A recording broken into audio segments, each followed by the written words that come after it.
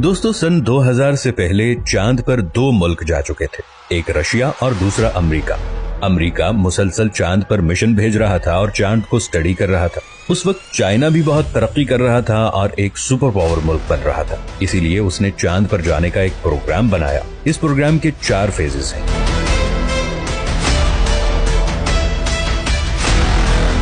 Phase 1 में 2 mission को भेजा गया। पहले मिशन को 2003 में भेजा गया, जिसका नाम चैंग-ई-1 था। दूसरा मिशन 2007 में भेजा गया, जिसका नाम चैंग-ई-2 था। ये दोनों मिशन ऑर्बिटर थे, जिनका मकसद चांद के गिर्द ऑर्बिट करके चांद के एरियाज को स्टडी करना और उनकी तस्वीरें खींचना था, ताकि नेक्स्ट मिशन के लिए चाइना के पास चांद की पूरी इंफॉर्मेशन हो। इस इंफॉर्मेशन से चाइना ने चांद की डार्क साइड को सिलेक्ट किया और फिर फेज 2 स्टार्ट हो गया।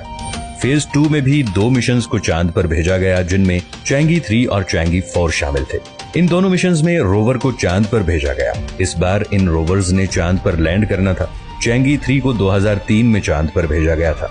इसके बाद 7 दिसंबर 2018 को चाइना ने चैंग-ई-4 मिशन को लॉन्च किया, जो 3 जनवरी 2019 को चांद की डार्क साइड पर लैंड हुआ। इसके लैंडर का नाम यूटो-2 था, जिसका मकसद चांद के एक हिस्से को सिलेक्ट करना और वहां खुदाई करना था। लैंडिंग के फौरन बाद उसने चांद की सतह और वहां मौजूद क्रेटर्स को स्टडी करना शुरू कर दिया।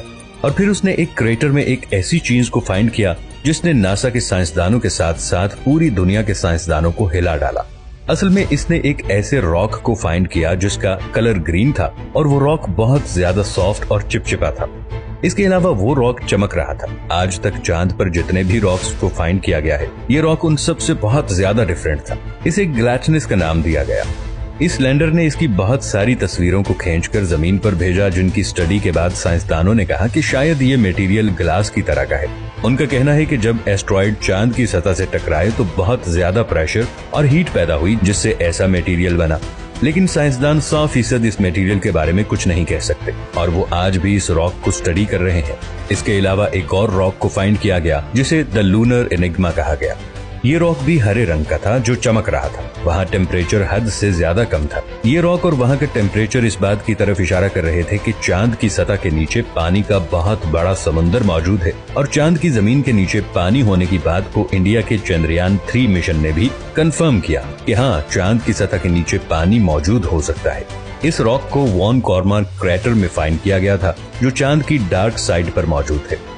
ऐसे रॉक को 1969 में भेजे गए अपोलो 11 मिशन में भी देखा गया था। लेकिन नासा ने इस रॉक के बारे में किसी को कुछ नहीं बताया और इसे पूरी दुनिया से छुपाया। लेकिन चाइना और इंडिया ने नासा के इस राज को दुनिया के सामने रखा कि चांद पर पानी हो सकता है और वहाँ ऐसी बहुत सारी चीजें मौजूद हैं जिनको नासा तो जानता है, लेकिन उसने दुनिया से छुपाया है, जिसके बारे में हम सोच भी नहीं सकते।